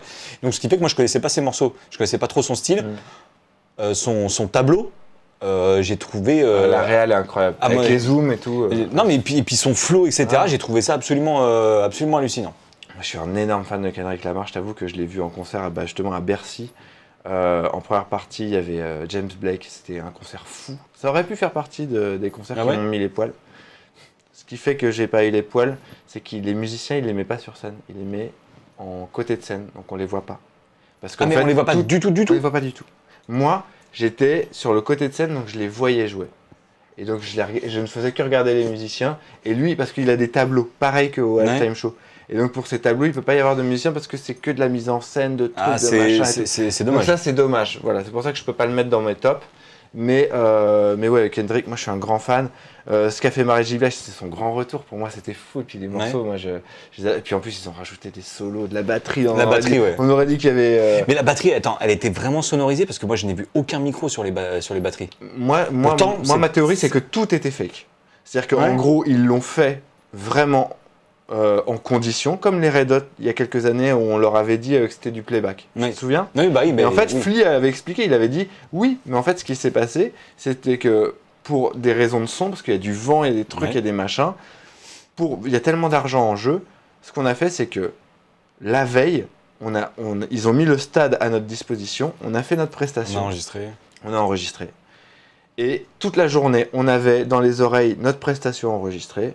Et là, on le voit bien. 50, quand il se remet sur le truc, il y a l'amorce de Birthday, là, je me rappelle plus du nom de la chanson, là, It's Your Birthday. Et il y est pas. Le micro est là, ça commence et il le met là, tu vois. Ils sont tous en playback. Le son de la gratte de Eminem sur 8 Mile, c'est le son de l'album. Enfin, tout est... Voilà, quand Dre joue au piano le truc, l'hommage à Tupac, pareil, à un moment, il enlève les mains et ça continue à jouer. Enfin, mais on s'en fout. Ce que je veux dire, c'est que c'est... Voilà, Anderson .Paak... Inda Club. Inda Club, exactement, Inda Club. Mais oui, effectivement, la drum, tout, c'était magique. Ok. Donc toi, tu gardes tout. Ouais. Tu gardes tout. Qu'est-ce que j'avais... Bon, ça, on a dû te la poser... Non, d'ailleurs, on n'a pas dû te la poser très souvent parce que tu m'as dit que généralement, les interviews de toi, tu les... t'en faisais très très peu. Ah ouais, je les refuse quasiment tous. Pourquoi? Parce que t'es particulièrement à l'aise, Ah ouais? Oui, et Ouais, puis mais... tu parles, tu développes. Non mais attention, Mais dans le bon sens du terme. parce que j'aime bien parler avec des gens que j'aime bien. Et parler avec un inconnu, tu vois, quand on a lancé cette émission sur RTL2, ils m'ont demandé si je voulais prêter au jeu de quelques interviews. J'ai dit pour la presse écrite, je veux bien. Ouais. Et je me retrouvais au téléphone et c'était passionnant parce que j'étais là, ouais. Il y avait un truc cool dans tout ce qui est interview filmée. En général, on te coupe souvent pour aller à l'essentiel. Tu vois, ce qui est génial, c'est qu'on peut parler. Tu vois, oui, c'est sûr. Ouais. Moi, j'adore discuter en fait. C'est pas du tout en prétention, genre ouais, non mais je refuse le truc parce que je veux pas. Non, c'est que je trouve que le format interview, j'aime bien quand on peut prendre son temps, développer, etc., échanger. Quitte à ce qu'on garde rien à la fin, qu'il y ait 3 phrases en disant voilà, un mec lance une émission de musique sur RTL2 et puis basta, et il aime bien le basket. Et tu sais, je dirais putain, on a parlé 1h30, il n'y a que ça qui est sorti, mais c'est pas grave, je m'en fous. J'ai apprécié parler. Ouais, d'accord. J'aime bien parler aux gens. Je repars. Alors attends. Non, ce sera pour après le qu'est-ce que tu prends là. Justement, RTL2. Ouais. Moi, j'avoue que je me suis pris la news en te suivant sur les réseaux. Je fais dis J'en ai donc. parlé à personne. Je me dis non, celui-là, il fait une émission sur RTL2. Comment c'est venu? C'est venu, l'histoire est assez cocasse parce qu'en fait, il y a Cocasse, on vient de placer cocasse. Ouais. Sachant que je Cocasse. sais même pas exactement ce que ça veut dire. Non, mais en gros, oui, j'ai reçu plusieurs fois des demandes par mon management pour aller chez RTL2, mais sans explication de ce que c'était. Même mon management ne savait pas ce que c'était. Il t'en va quand même. Non, ils m'ont dit tu veux y aller, tu veux pas y aller. D'accord. Au début, j'ai dit ouais, non, j'ai pas le temps. Après, j'ai dit j'ai pas le temps. Après, j'ai redit j'ai pas le temps. Et après, au bout d'un moment, je me suis dit mais ils insistent beaucoup. Ils sont chiants. Mais ça fait des mois, non, que vous me dites qu'ils veulent que je vienne. Et non, mais c'était vraiment une histoire de temps, tu vois. Mais le fait qu'ils persistent comme ça, je me suis dit ils doivent avoir quelque chose à me proposer. Et je pensais honnêtement qu'ils voulaient me proposer d'être l'invité d'une émission et faire une carte blanche, un truc comme ça, ouais. tu vois, un petit truc quoi. Et en fait, j'ai été accueilli par le directeur des programmes, qui s'appelle Guillaume Piot, qui est un mec exceptionnel. Et on a parlé, comme on parle là, Donc toi, pendant 3 heures. Donc toi, t'as kiffé. J'ai trop kiffé. Voilà. Parce qu'on pouvait parler, et puis de plein de choses. Et puis moi, j'aime bien apprendre, j'aime bien écouter les gens parler, quoi. Et donc il parlait, il me racontait plein de trucs. Et il m'a dit, tu voudrais faire une émission? Et je lui ai dit, bah moi, actuellement, ce que je voudrais, c'est faire un podcast.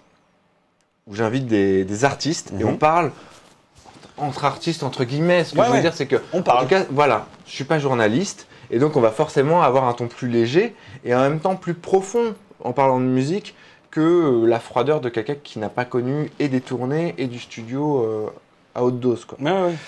Et donc ça va donner quelque chose de spécial, je pense, ce podcast. Et il me dit, et pourquoi tu ne le ferais pas à l'antenne? On t'offre 1 heure par semaine, et tu fais ce que tu veux. Et c'est une antenne nationale, il y a, je sais pas, entre 500 et 1 million de personnes qui écoutent à cette heure-là, tu vois. Et je me dis, c'est... Wow. Est-ce que j'ai les épaules? Est-ce que j'ai la légitimité? Donc je leur dis, franchement, moi j'aimerais bien, mais est-ce que vraiment vous pensez que j'en suis capable? C'est à quelle heure et quel jour? C'est à 19h le dimanche, Ouais. c'est-à-dire retour de week-end, voiture à Bâle, c'est les plus grosses écoutes du week-end, quoi. C'est un peu le prime, le prime du week-end. D'accord. Et en plus, j'ai la chance de ne pas avoir beaucoup de... Enfin, j'ai même pas de concurrence musicale à cette heure-là, c'est beaucoup d'infos, beaucoup de politique. Ouais. Donc tous ceux qui disent « Ah, franchement, j'en peux plus » et qui cherchent autre chose, ils arrivent, et à un moment, ils tombent sur un truc qui parle de musique. Donc voilà. La fréquence d'RTL2 sur Paris? Je la connais même pas. Non mais moi je l'ai... Attends, parce que j'ai RTL2. Parce que vu que c'est national, du coup, tu sais, dans les voitures modernes, oui, c'était RTL2. Tu mets RTL2 et puis ils switchent naturellement. Alors 105.9 ou 103.5? Moi je pense que c'est 105.9. Je crois possible. l'avoir chopé sur 105.9, ouais. Ok. Mais par contre, alors je vais te donner, effectivement, je vois tes replays. Ouais. Mais effectivement, moi, à 19h, écouter la radio le dimanche, rush time, je peux pas. Là, j'avoue, je peux pas. Rush hour, c'est sûr. Mais alors, c'est-à-dire que ton émission, elle se déroule comment? Parce que j'ai fait un petit peu de radio, mon Dieu. J'ai déjà été invité, par exemple, par le copain Domingo à faire un petit peu des émissions là sur Énergie. Ouais. Et j'avoue que j'avais été assez... t'as le temps de rien, en fait. Nous, c'était quoi? C'était 2 ou 3 heures d'émission. Et en fait, tu fais un jeu à la rigueur, mais après, c'est tout de suite la pub ou une musique. D'accord. Et en gros, tu as un temps de parole entre chaque séquence qui fait 2 minutes, quoi. Et toi, je voulais savoir comment ça se passait l'émission. Est-ce que vu que tu aimes bien parler, est-ce que tu as vraiment le temps de parler à ton invité? Carrément. Ou est-ce que il faut que tu balances des musiques et des pubs? Non, j'ai de la chance. Ils ne priorisent pas la pub. J'ai 2 courtes pubs pendant l'émission. Donc elle est scindée en 3 parties, du coup. Et en fait, quand l'artiste arrive, on commence par faire de la musique. D'accord. Tout est branché, on joue, on jam. Donc c'est hyper cool pour l'artiste qui est là de se dire « Ah ouais, en fait, je connaissais même pas ce mec, mais il est musicien, tu vois. » Donc c'est cool, on joue un petit peu, on répète, quoi. Ah oui, il y a des gens qui viennent sur ton émission qui ne te connaissent pas de base? Ah bah ouais. Là, je pensais que c'était des amis que t'invitais, en tout cas dans les premiers temps. Bah non, tu vois, j'ai fait Sting, par exemple, et lui, ou c'est pas un ami. Il m'a pas reconnu, hein. Je te le dis tout de suite. Il t'a pas reconnu? Non, on avait fait tu sais, j'avais les cheveux longs avec le chapeau, le truc un peu grunge et tout. Ouais. Là, mais t'as quand même un style atypique, généralement. Ouais, Sting, il t'avait pas reconnu alors que t'avais fait une vidéo avec lui, d'accord. Il m'a pas reconnu, mais le au moins il a chien. été honnête. Ah bah Moi, oui. c'est ça que j'aime bien. Oui, c'est ça. qu'il aurait pu faire ah oui, je m'en souviens très bien, et tu Ouais. vois au fur et à mesure que Non. pas du tout. Et donc voilà, et on a commencé à jouer, c'était hyper cool. Bah, là, j'ai fait, là je vais faire Placebo par exemple, ils me connaissent pas, tu vois. Et donc c'est bien de se retrouver en faisant de la musique. Ouais. Et comme ça après les mecs, il y a un peu plus de respect, il y a un peu plus de ah c'est pas un présentateur en fait comme les Oui, autres. oui. Et donc après quand on se met à table, c'est cool quoi. Et donc on prend notre temps. Et moi j'ai la chance d'avoir un super réal qui me fait des signes genre là c'est le moment où normalement il faut balancer un morceau. Et j'ai le choix ou pas d'y aller. D'accord. Si je trouve que c'est super intéressant, je me dis non, on mettra pas de morceau, c'est pas grave. Moi j'ai mon conducteur, on passera à autre chose après. Ou alors, je me dis ok c'est le bon moment. Et dès que je trouve une way out dans ce qu'il dit, Ouais. je dis Et tout de bah, ça suite, tombe bien, écoute, ouais. moi je te propose qu'on s'écoute un petit morceau et puis voilà. Tu vois, donc ça se fait très naturellement. Donc ouais, moi c'était ma crainte, mais on Mhm. prend notre temps. Ok. On a cette chance-là. Là, je pense qu'on va être sur la dernière question de mon Qu'est-ce que tu prends Wax. Qu'est-ce que tu prends dans ton groupe All Star? Alors, soit c'est pour toi la crème de la crème dans chaque partie, soit c'est les gars qui vont le mieux matcher, mais qui sont quand même pas déjà dans le même groupe. Donc là, moi, ce que je te propose une compo de un chanteur, Ok. 2 guitaristes, un bassiste, un batteur, et si tu veux rajouter un instrument, tu me dis. Là, j'avoue, je suis sur une config rock. Hein. Ouais, carrément. Donc, Est-ce que c'est possible d'avoir que ce soit un groupe un peu à la Fleetwood Mac où j'ai un chanteur et une chanteuse? Si tu veux. C'est possible? Si tu veux. Alors Freddie Mercury. Ouais. Je veux Freddie Mercury à tout prix. Et je veux que Freddie Mercury soit en duo avec Aretha Franklin. Je veux les deux. Ouais. Parce que je pense que ça fait ils savent tout chanter les deux. Ouais. En vrai, elle, sur du rock, même sur de la trappe. C'est incroyable.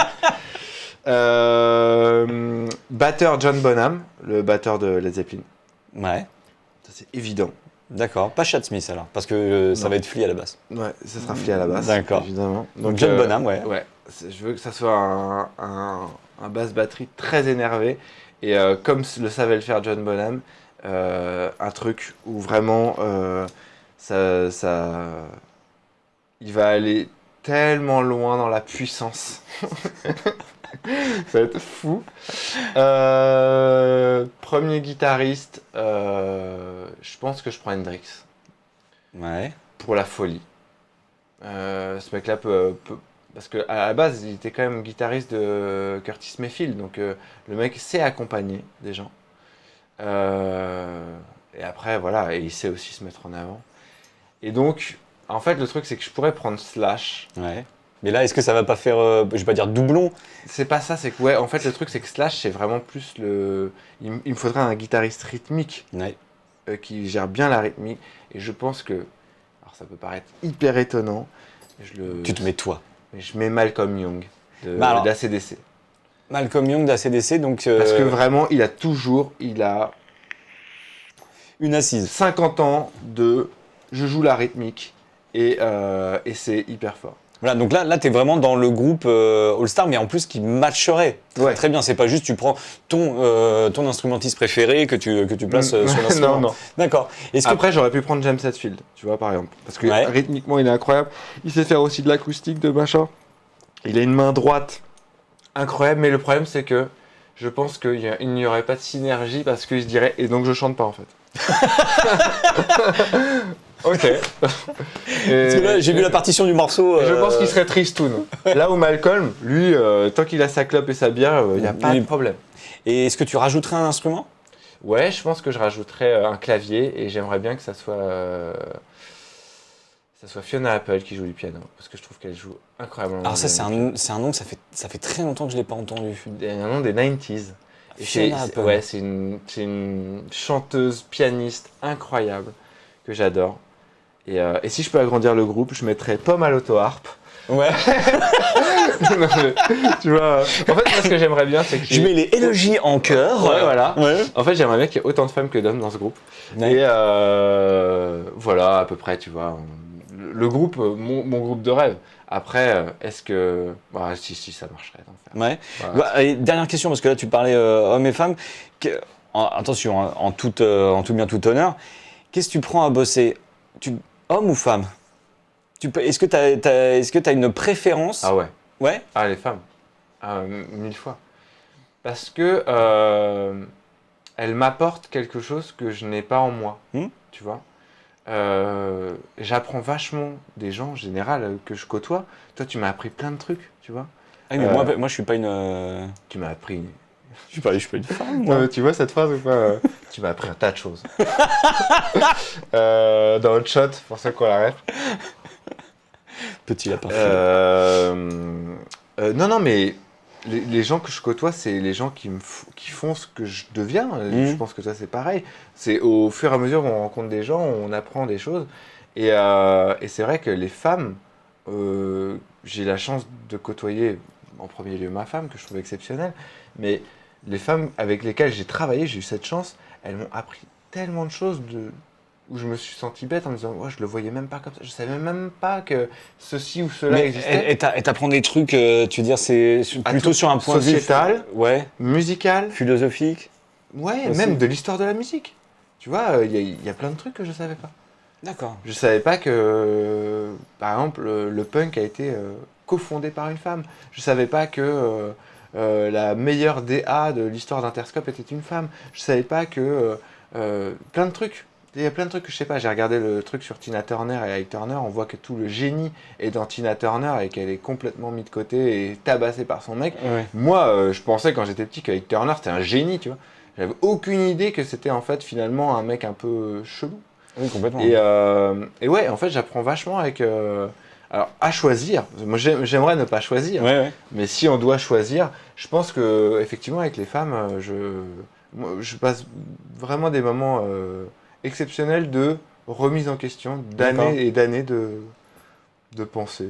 Ok. Et même de jeu. Le jeu des femmes, il est très différent du jeu des mecs. Comme si, en fait, à l'apprentissage, on faisait pas apprendre aux filles à jouer de la même façon, tu vois. C'est assez bizarre, mais c'est vrai. C'est une sensibilité, quoi. Et du coup, j'aurais plein de choses à apprendre. Ça serait intéressant. Excellent. Mais écoute, est-ce que, pour terminer cette émission, est-ce que toi, tu aurais des questions, que ce soit au chat, que ce soit à moi, est-ce que tu aurais des questions? Ça peut être de type professionnel, là, comme ce qu'on est en train de faire, ou pas. Est-ce que toi, tu aurais des questions? Le 5 all-time, les gars, excusez-moi, parce que c'est revenu très souvent. On l'a fait un nombre incalculable de fois sur les vidéos YouTube. Donc, allez voir les vidéos YouTube. Si vous ne savez pas laquelle c'est, regardez-les toutes. Il n'y a pas de souci. De toute façon, vous passerez un bon moment. Sachant que c'est simple. Hein. C'est vraiment Bill Laimbeer, pivot, Rachid Wallace en ailier fort, Grant Hill en... si t'es que avec Trouver le point commun. Et puis après, tu mets du Mars et Isaiah Thomas. Bien sûr. Voilà, on l'a le 5 all-time. Ok. Non, est-ce que tu aurais une question pour le chat ou pour moi pour terminer? Ouais, moi, c'est plutôt à toi.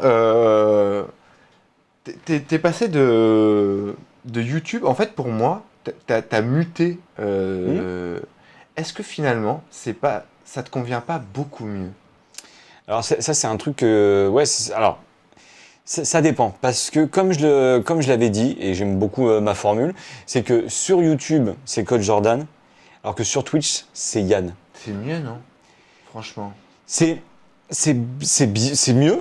C'est mieux parce que je suis déjà les gens le savent mais je peux être sanguin, parce que je suis sensible, je suis un garçon sensible. Le nombre de fois où j'ai chialé en live parce que j'avais des messages hyper touchants, etc., des démonstrations d'amour que justement sur YouTube généralement on ne se prend pas parce qu'il n'y a pas d'interaction directe. Clairement. Donc voilà, donc je suis beaucoup plus moi, tout en je me bride quand même un petit peu parce que sachant que sur Twitch il y a certains mots, si tu prononces certains mots. Ouais. Ta carrière, elle est finie. Twitch se ferme pour toi. Ah oui, complètement. Ok.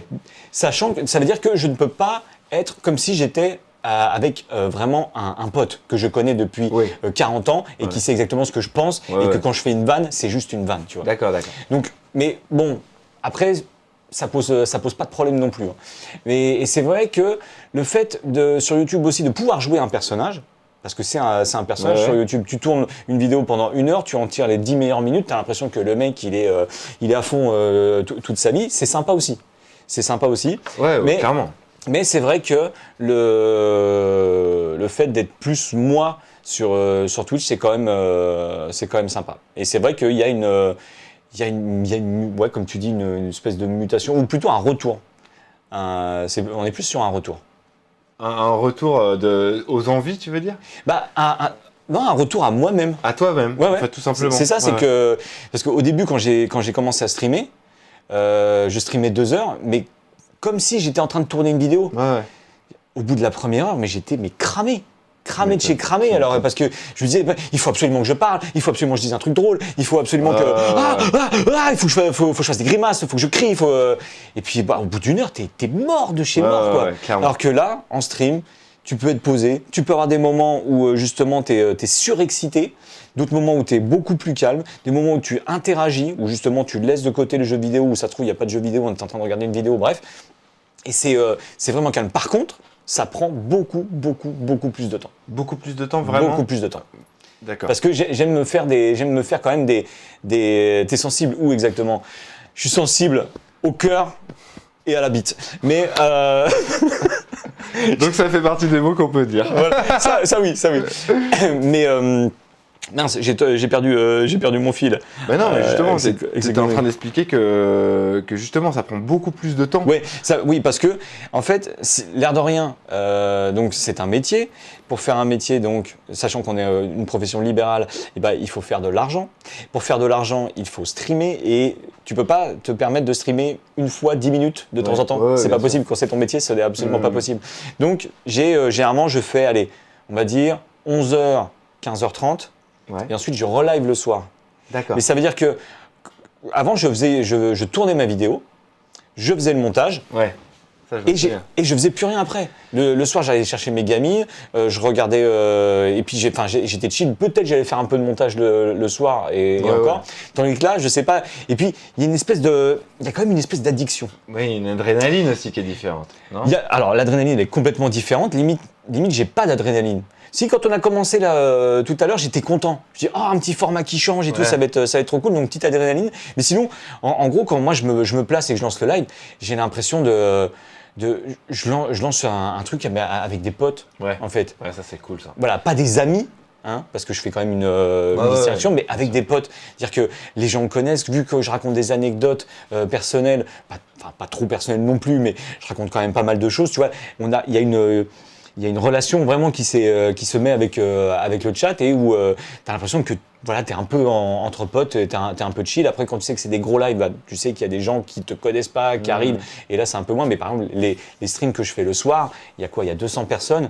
Mais les 200 personnes, ils me connaissent très bien. Ouais. Ils me connaissent très bien et ça c'est plutôt cool parce que on peut éventuellement, je peux parler de ce que j'ai dit un truc le matin. Il fait alors encore au fait comment ça s'est passé. C'est ça en fait cet que après j'allais dire. C'est C'est cool. que finalement, en fait, sur YouTube, l'attitude était, on va dire, très linéaire parce que finalement, t'étais dans un personnage, alors Ah que oui. là, il y a des jours où ça se passe super bien ton truc dans ta vie, des fois un peu moins bien, Ouais. et en fait, du coup, t'es plus en phase avec ça. Ah bah complètement, C'est génial. complètement. Franchement, c'est super. C'est-à-dire, YouTube c'est superficiel.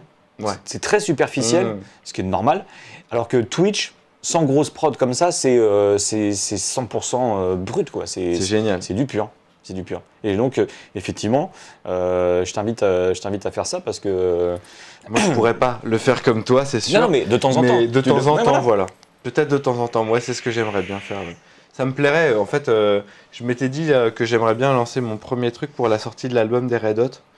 C'est-à-dire écouter l'album des Red Hot et puis après en parler avec les gens et faire un top, pas de l'album, mais Parce peut-être que- de la carrière des Red Hot, sans Ouais. écouter de musique évidemment. Voilà, parce que je sais qu'on peut voilà, pas en écouter. malheureusement, tu peux pas. Mais ouais, en ayant ma guitare dans la main, en disant mon ressenti par rapport à des trucs que j'ai pu écouter. Tu Bah, vois, c'est les- clairement ah oui, toi de faire des découvertes de sons, Ouais, voilà, bah, tu clairement. Donc alors, on a eu la confirmation que Wax reviendrait dans les studios, ou alors on fera ça en distanciel, mais j'avoue que je préfère Que je sois là, tu bien puisses être sûr. là. Refaire du Touquet. Pourquoi pas? J'ai des guitares, j'ai des guitares on va faire 2 guitares. Mais On va non. faire celle-ci et la Wow. guitare électrique là-bas. LTD, Ouais, cool. la marque Woodbrass qui m'a envoyé ça. Génial. Le son de celle-ci est absolument fabuleux. Donc comme ça, en plus, on pourra faire de la musique. Voilà, on pourrait éventuellement faire de la musique, refaire du coup de touquet, refaire du talk, enfin comme on sait le faire, vous le savez bien. Carrément. Donc merci beaucoup, Bah, merci à toi, mon en Wax, tout pour ce Qu'est-ce que tu prends Wax, première émission. On est monté à plus de 4500 personnes, mais toujours 2200, ça régale. Moi, vu qu'à la base, Wax devait partir seul et que moi j'aurais pu continuer de live, sauf que Wax n'a pas trouvé de place pour se garer, donc j'ai dû lui ouvrir la barrière et comme donc il faut que je reparte avec lui. Donc ce qui se passe, c'est que là il est 13h30, peut-être que je reviens pour faire un petit live après, on va peut-être se faire un petit react etc. d'ici une demi-heure, un truc dans le genre, mais en tout cas merci beaucoup Wax. Wax reviendra sur cette chaîne. Ouais, ça c'est sûr. Et je remercie aussi tous les gens dans le chat qui ont regardé depuis le début et qui envoient des messages d'amour vraiment hyper cool. Vraiment les gens qui te regardent, ils sont vraiment trop cool, quoi. Ouais, je sais. Vraiment. Je sais. Mais en même temps, je pense qu'on a les viewers qu'on mérite. C'est ce que généralement les gens disent, mais c'est vrai. Ouais. C'est vrai. Donc moi, je vous laisse là. Je reprends peut-être dans une demi-heure, 3/4 d'heure pour un petit live tout chill. Merci encore à Wax. Donc là, ta prochaine Tu actualité. sais qu'on était quand même très en avance sur le Covid, hein, avec ce truc-là. Complètement. Ta prochaine actualité, rapidement. RTL2, Fanzine. Fanzine sur YouTube. RTL2 à la radio.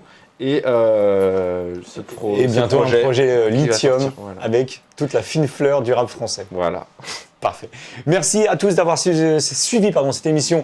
Qu'est-ce que tu prends? J'espère que ça vous a plu. On en débriefera juste après quand je lancerai un autre live. Et puis, je vous remercie beaucoup. Vous avez été très nombreux. Merci aussi à Twitch de m'avoir mis en front page. C'est pour ça qu'il y a eu beaucoup de monde sur ce live. Donc, merci à tous. Et je vous dis donc à tout à l'heure. Bye bye. Tu dabs encore ou pas? Oh non, Ok. ça fait longtemps.